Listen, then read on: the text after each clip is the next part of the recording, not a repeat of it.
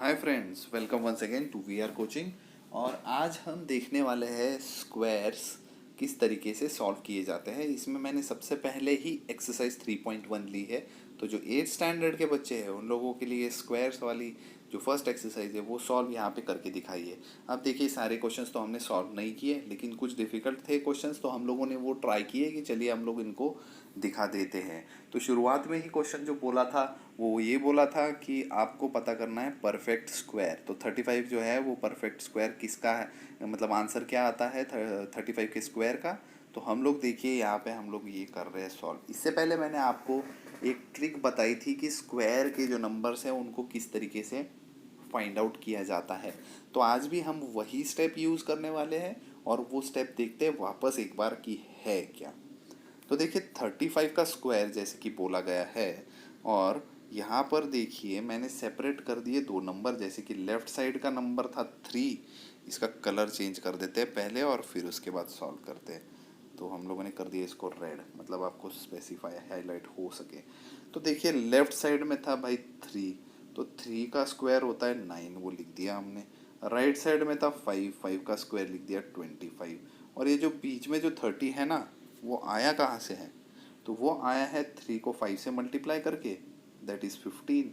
और जो है 15 उसको 2 से मल्टीप्लाई कर दिया और आंसर आ गया 30, जो हमने लिख दिया यहाँ पे। अब इसके बाद नेक्स्ट स्टेप हम क्या करने वाले थे?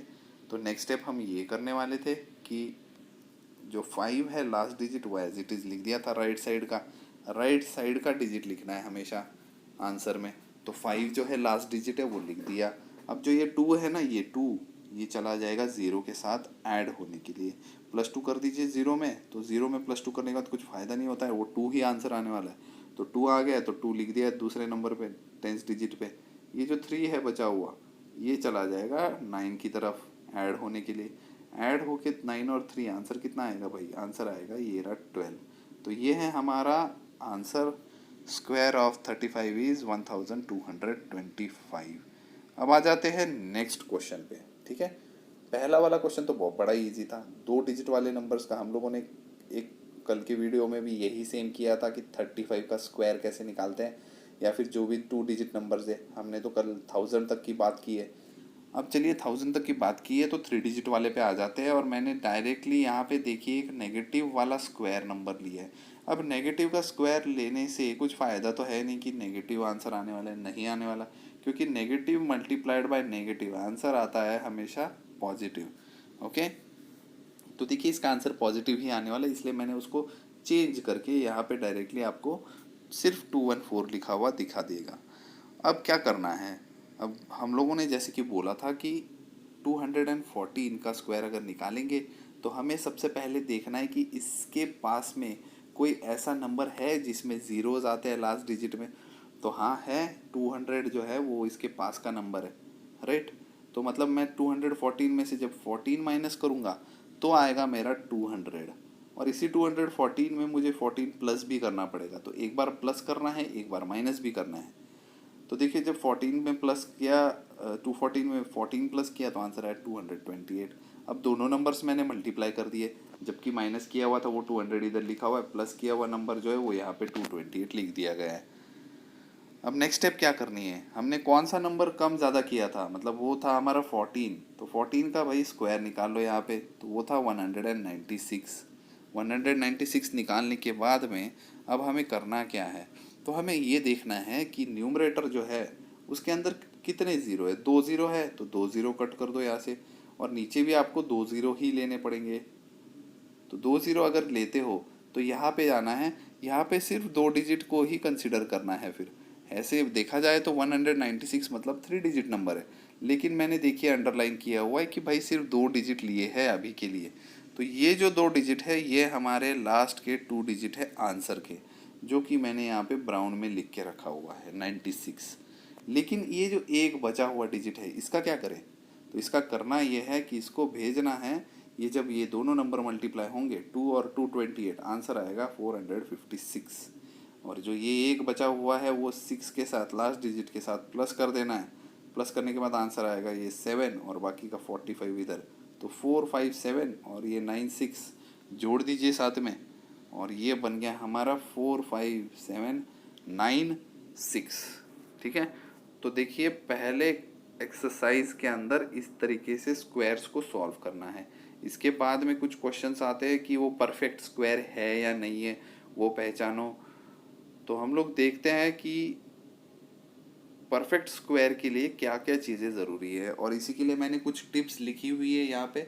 4 टिप्स है, बहुत सिंपल टिप्स है, आप लोगों को ये इजीली याद भी रह जाएंगी, पढ़ लोगे तो भी याद रह जाएंगी। तो देखिए पहली टिप देखते हैं क्या लिखी हुई है। तो पहले टिप में लिखा हुआ है कि भाई जब डिजिट्स जो है वो अगर एंड हो रहे 0 से, 1 से, 4 से, 5 से, 6 या फिर 9, ठीक है, तो यहाँ पर कौन से नंबर्स नहीं आए, ऐसे नंबर्स, मतलब अगर ये नंबर्स आ गए तो भाई वो परफेक्ट स्क्वायर है।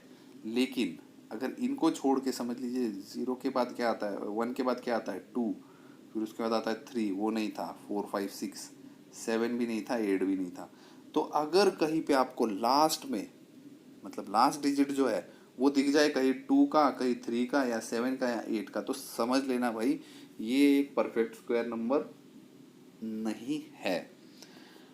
ओके, अब देखिए यहाँ पे दूसरी क्या टिप दी हुई है, वो है हमारी, अगर कोई नंबर जो ऑड नंबर ऑफ जीरोस होते हैं उसके अंदर, देखिए इसी का जो सेकंड का एक्सप्लेनेशन मैंने थर्ड में एग्जांपल के रूप में दिया हुआ है, वो जैसे कि 1000 लिखा है, 1000 में कितने जीरोज है भाई, 1000 में है ऑड नंबर ऑफ जीरोज, मतलब 3 जीरोज।